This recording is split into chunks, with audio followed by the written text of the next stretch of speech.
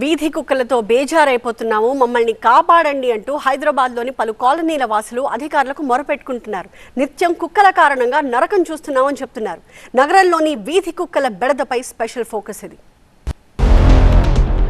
పేరుకే రాజధాని నగరం, దాని నగర వీధుల్లో వీధి కుక్కల విహారం గ్రేటర్ నగరానికి మచ్చ తీసుకొస్తోంది.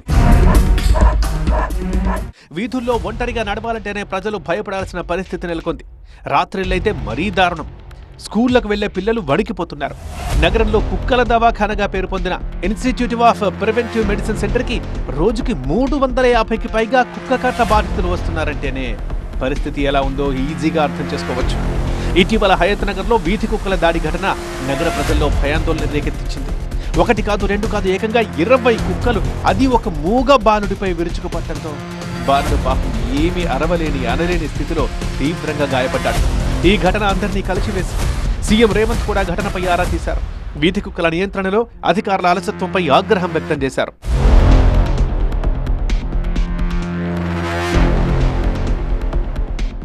సీఎం ఆదేశాల మేరకు మంత్రి అడ్లూరి లక్ష్మణ్ చికిత్స పొందుతున్న బాలుణ్ణి పరామర్శించారు. బాలుణ్ణి కుటుంబానికి ₹1,00,000 చెక్కుని ప్రభుత్వం తరఫున అందించారు.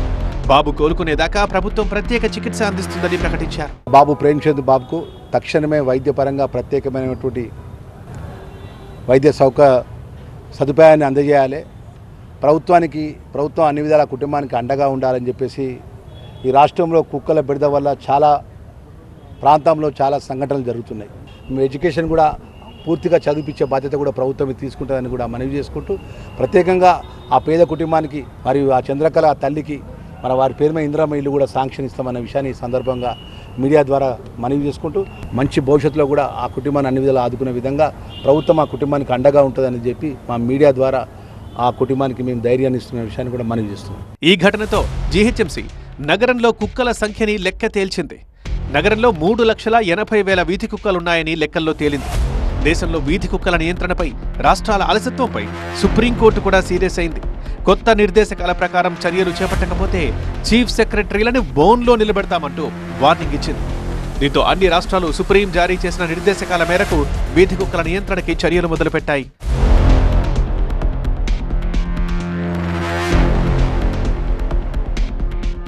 సుప్రీం నిర్దేశకాల్లో మొదటిది వీధి కుక్కలు సంచరించే ప్రదేశాలు, ప్రాంగణాల్ని గుర్తించడం.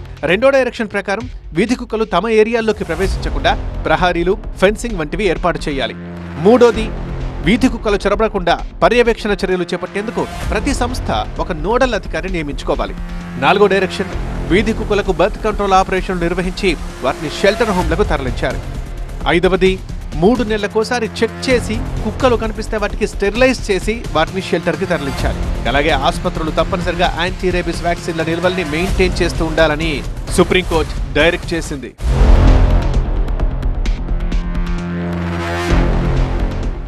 అయితే నగరంలో ఉన్న కుక్కలకు స్టెరిలైజేషన్ చేసి వాటిని షెల్టర్ హోమ్లకు తరలించడం కత్తి మీద సాము లాంటిదే.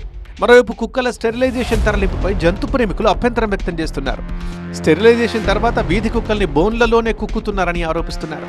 ఇదే అంశంపై తెలంగాణ హైకోర్టుకు వెళ్లిన ఆసరా ఫౌండేషన్ సభ్యులు స్టెరిలైజ్ చేసిన వీధి కుక్కల్ని లిఫ్ట్ చేయరాదని హైకోర్టు నుంచి స్టే తెచ్చుకున్నారు. ఈ సందర్భంగా యానిమల్ బర్త్ కంట్రోల్ సెంటర్లలో సంరక్షణ ఎలా చేపడుతున్నారో వీడియోలు సమర్పించాలని కోర్టు జీహెచ్ఎంసీని ఆదేశించింది. ఈ నేపథ్యంలో వీధి కుక్కల విషయంలో సుప్రీంకోర్టు ఆదేశాలు పాటిస్తున్నామని జీహెచ్ఎంసీ కోర్టుకు తెలిపింది. దీంతో ఆసరా ఫౌండేషన్ తెచ్చుకున్న స్టేతో ఆగిపోయిన వీధి కుక్కల తరలింపు ప్రక్రియ మళ్లీ ప్రారంభించారు అధికారులు. జీహెచ్ఎంసీ లిమిట్స్ లో సంవేర్ అరౌండ్ 3,80,000 డాగ్స్ ఉన్నట్టుగా ఒక చిన్న ఇన్ఫర్మేషన్ ఉంది. ఇన్ని డాగ్స్ ని సుప్రీంకోర్టు గైడ్ లైన్స్ ప్రకారము మనం మానిటర్ చేయాలంటే లాట్ ఆఫ్ స్ట్రక్చర్ అవసరము, ఫండింగ్ అవసరం, లాట్ ఆఫ్ ల్యాండ్ కావాలి. ఎలా how you are doing us in we are trying our best to do the best we can అండి, to tell you frankly. ఇవాల్టి వరకు మా ఆఫీసర్స్ కూడా ఉన్నారు. మోస్ట్ ఆఫ్ ద డాగ్స్ని కూడా మేము తీసుకెళ్ళి కెనల్స్లో పెట్టడం జరుగుతుంది. వాటికి యాంటీ ర్యాబిస్ ఇంజెక్షన్స్ ఇవ్వడం జరుగుతుంది. ఆల్సో స్టెరిలైజేషన్ చేయడం జరుగుతుంది. నగరంలో కుక్క కాటు కేసుల సంఖ్య పెరుగుతోంది. ఏడాదికి దాదాపుగా 1,00,000 మంది కుక్క కాటుకు గురవుతున్నారని అంచనా. కుక్క కరిస్తే వెంటనే సబ్బు, డెటాల్ నీటితో 10 నిమిషాలు గాయాన్ని కడిగి 4 డోసులుగా రేబీస్ టీకా తీసుకోవాలని వైద్యులు చెబుతున్నారు. యావరేజ్గా ఎన్ని కేసెస్ వస్తుంటాయి ఇక్కడికి? ఇది మన ఇన్స్టిట్యూట్ ఆఫ్ ప్రివెంటివ్ మెడిసిన్ ముఖ్యంగా కుక్క కాటుకు వ్యాక్సినేషన్ చాలా సంవత్సరాల నుంచి అంటే మోర్ దాన్ 60 years నుంచి కూడా ఇస్తున్నామండి. అది మనకు మొత్తము సంవత్సరం మొత్తం కూడా 365 days కూడా ఇవ్వడం జరుగుతుంది. ఎందుకంటే ఇప్పుడు మనకు కుక్కల దవాఖాన అనగానే ఐపీఎంఈ గుర్తొస్తుంది.